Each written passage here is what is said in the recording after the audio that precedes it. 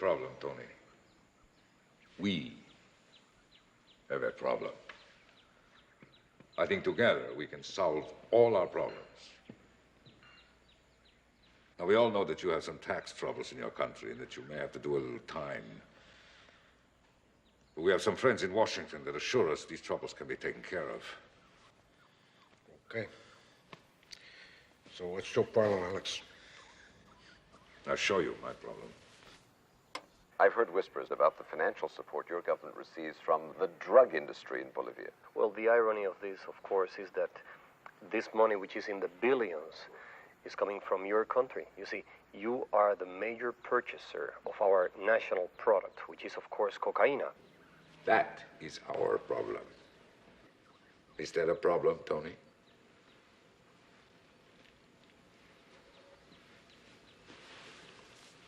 No problem. Good.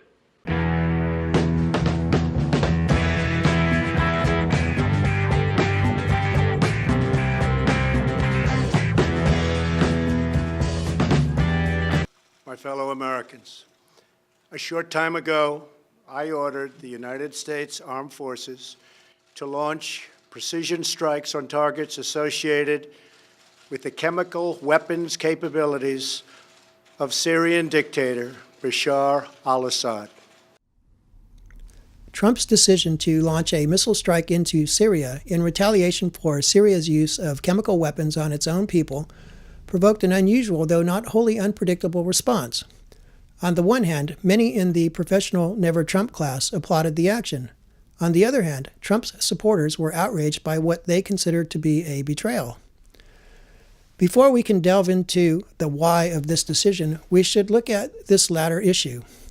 Part of the reason why Trump was elected is that he promised to extricate the United States from entanglements in the Middle East, which he characterized as idiotic. Do you believe what is going on in Washington with respect to Syria? These people don't have a clue. Many Syrian rebels are radical jihadis. Not our friends, and supporting them doesn't serve our national interest. Stay out of Syria. If the U.S. attacks Syria and hits the wrong targets, killing civilians, there will be worldwide hell to pay. Stay away and fix broken U.S.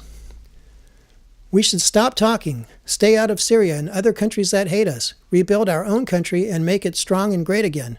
USA. In addition, before we can fairly delve into the why of Trump's decision, we must acknowledge that the United States has no evidence that chemical weapons were even used in Doma. Furthermore, the United States has blocked the Organization for the Prevention of Chemical Weapons from investigating the matter. And the evidence which has been discovered by investigators and journalists is that chemical weapons were not used. But certainly it's looking as if many of these events were staged. Mm-hmm. Many of them were, psyops, basically, to facilitate further military intervention on a humanitarian basis. Mm-hmm. Robert Fisk of The Independent actually went into Duma at 1 o'clock today. Somebody's just messaged me to let me know that. And he confirms the following.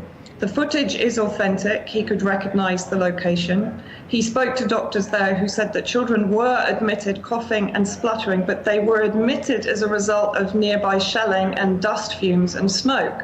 Mm. Somebody created panic by shouting gas attack, chemical attack, and then they began the theatrics of hosing people down and filming. I realize that the UN retroactively approved Trump's bombing, but I don't agree that it was legal, and I don't see its efficacy. There is a legal process to address war crimes, and it does not include bombing civilians or infrastructure. Likewise, the reports are mixed as to how many of Trump's missiles actually landed or were destroyed in flight.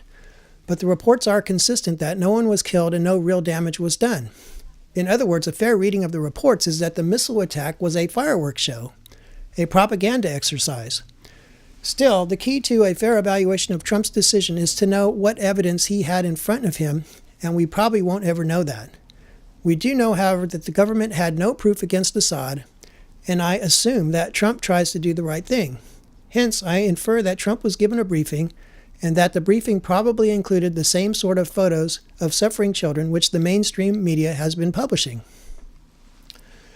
The question which follows is whether Trump was on the level when he gave his argument, meaning that he believed in his facts, or whether there was something more going on.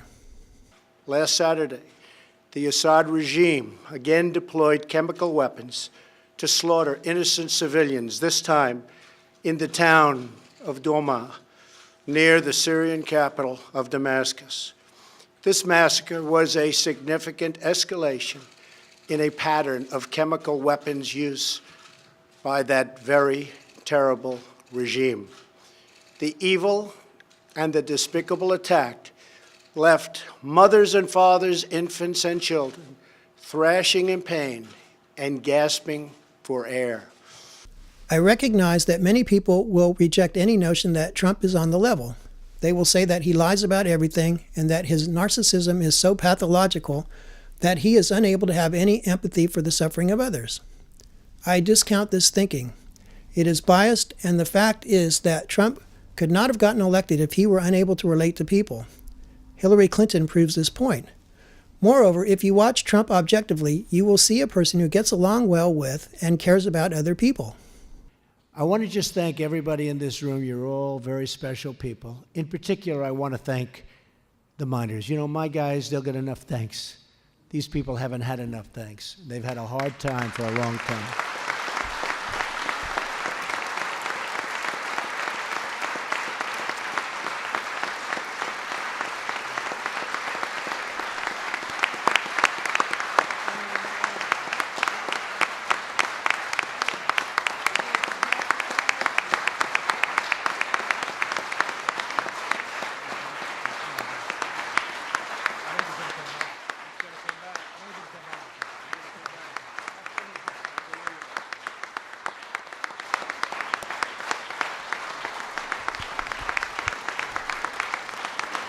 They're tough-looking guys, too, I'll tell you what. Not going to mess around with this group, right? All right. Thank you, fellas. Nevertheless, even if we give Trump the benefit of the doubt and assume the best-case scenario, it is not the complete answer to the question why. Conspiracy theories are fun, and they are known to provide solace for some personalities which have an increased difficulty with the uncertain. Here is an interesting argument. So this should be a discussion really about Trump and have they compromised him? Because let me tell you, you get somebody's lawyer and you've got hundreds of properties and companies and stuff. I mean, there's no way to follow the laws in this country when you're that big. I guarantee you, they've got something on Trump now. It's not Russia related. We know that. Unfortunately, like most conspiracy theories, this one would require too many parts to move together perfectly to work. Certainly, there are economic interests involved beyond just getting rid of some old bombs, and no doubt some of those interests intersect with the interests of those bent on taking Trump out, by hook or by crook. However, the folks in foreign adventure are a whole different sort of animal than the pencil-neck squares in justice. Hence, it is unlikely that they could or would work together on such a complex conspiracy.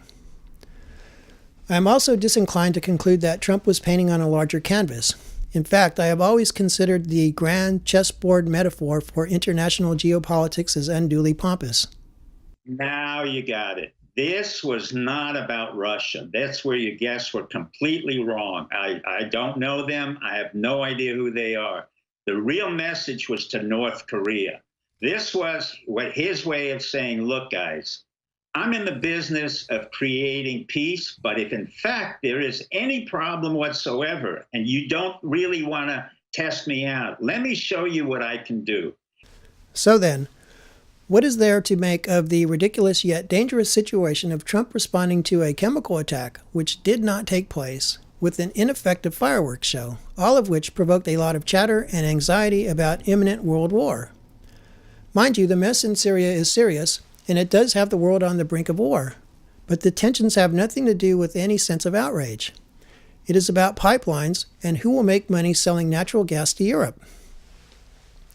That aside, I believe the two key factors in Trump's decision are the following. First, being the president is very much like being a prisoner. The president has almost no freedom of movement.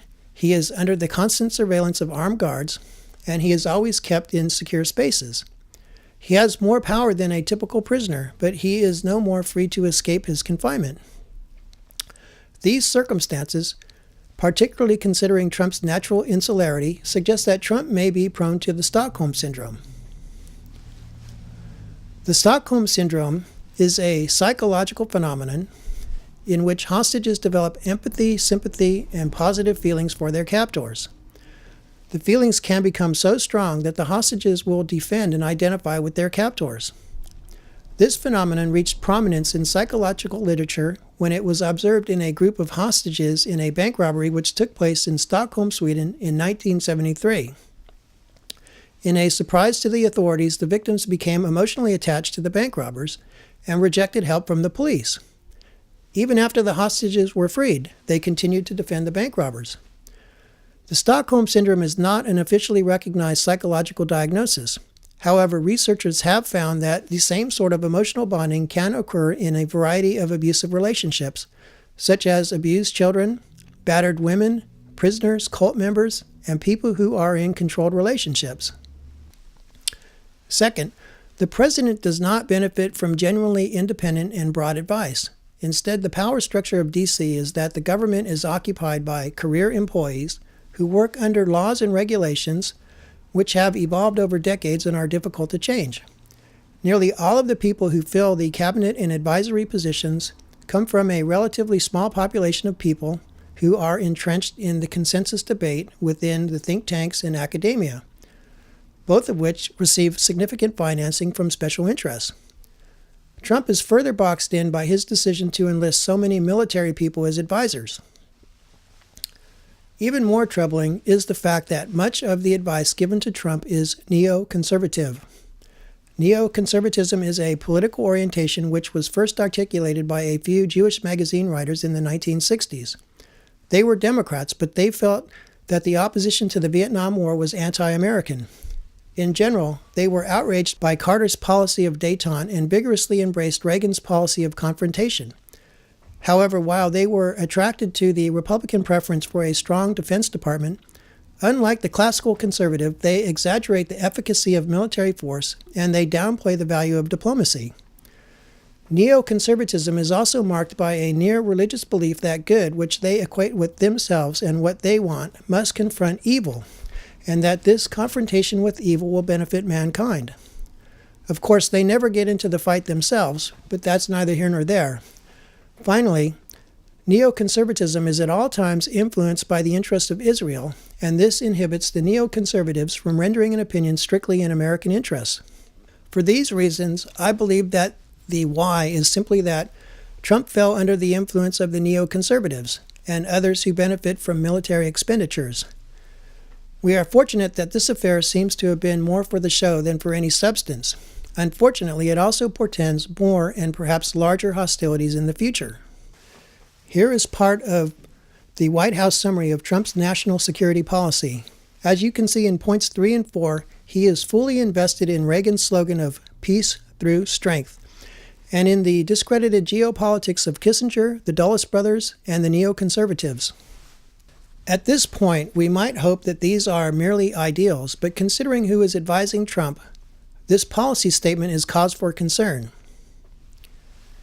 In conclusion, even if the Stockholm Syndrome is the answer why Trump made the decision he did, it leaves open the question of why he was advised to launch the missiles.